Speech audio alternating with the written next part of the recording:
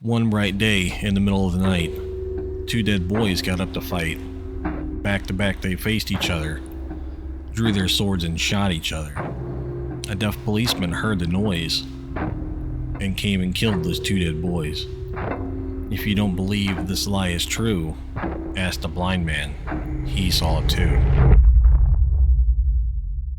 What's up, everybody? Welcome back to the channel, or if this is your first time, welcome to the channel. My name is Andrew. What we do here is we go over all things creepy and horror related, cryptids, ghosts, ghouls, goblins, whatever you name it, we're into it.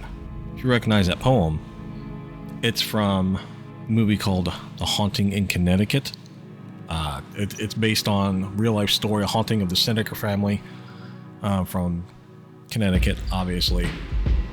Took place in 1986. It's pretty cool. It's one of my favorite, if not the favorite, ghost story of all time.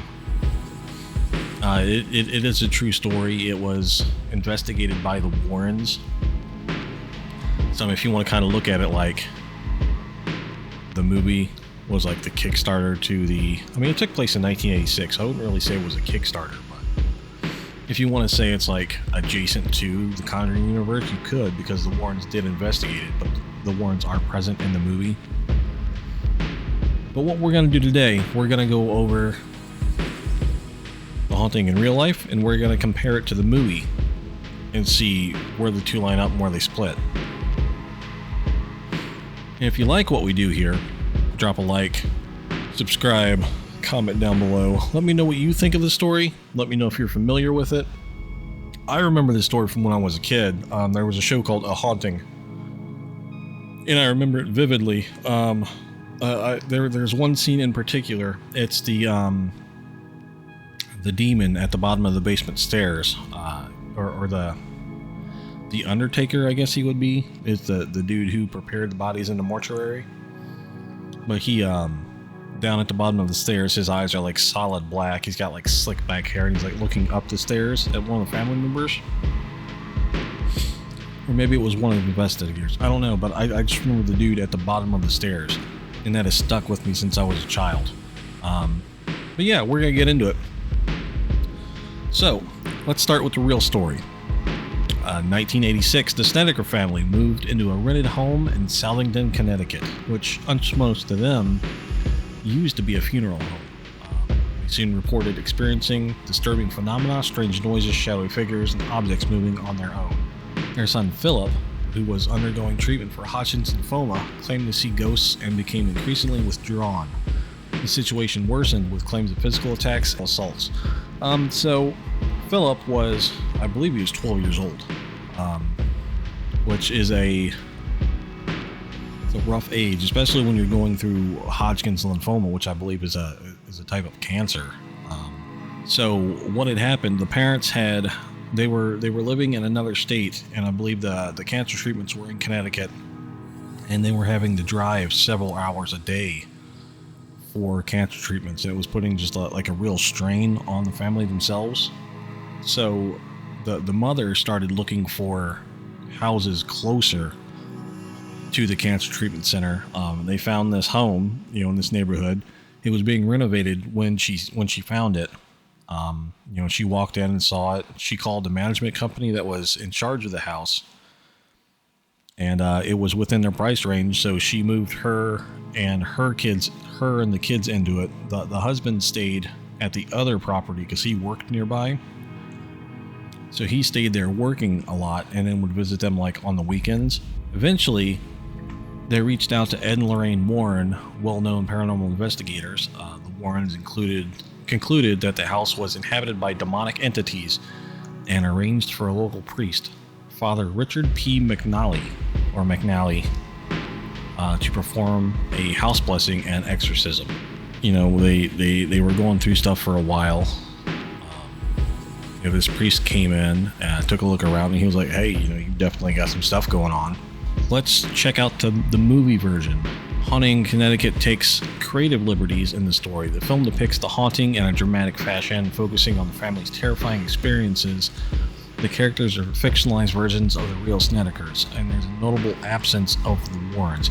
Yeah, so the Warrens weren't in the movie.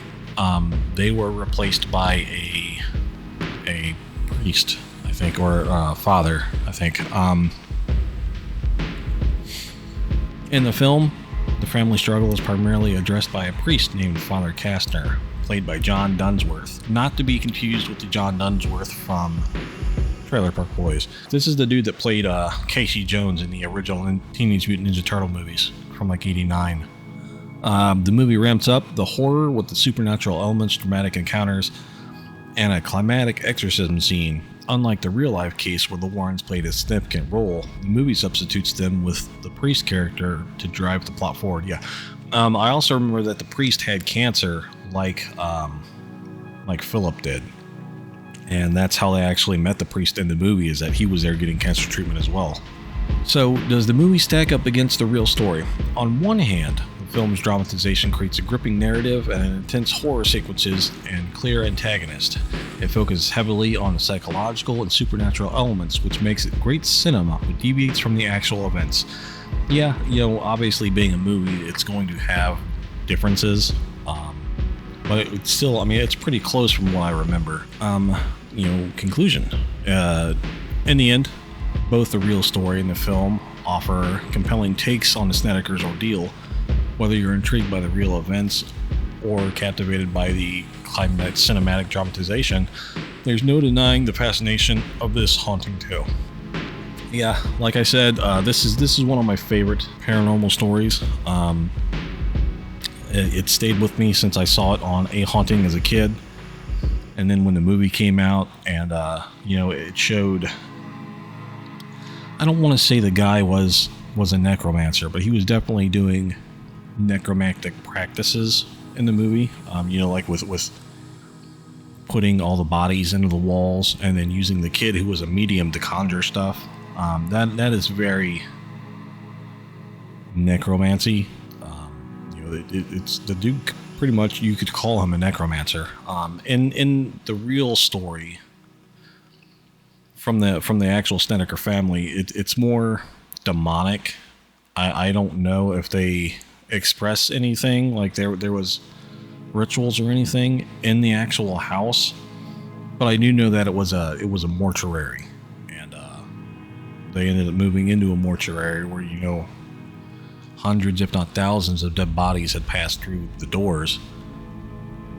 And the Philip's bedroom, him and his brother, was down in the basement where they embalmed the bodies. So it was a pretty harrowing story. If you want to, you can find the A Haunting video on YouTube. Check that out. I'll see if I can find it, and I will link it below. But yeah, hope you like the video. Hope you like what we're doing here with kind of replacing the stock footage look with more of myself.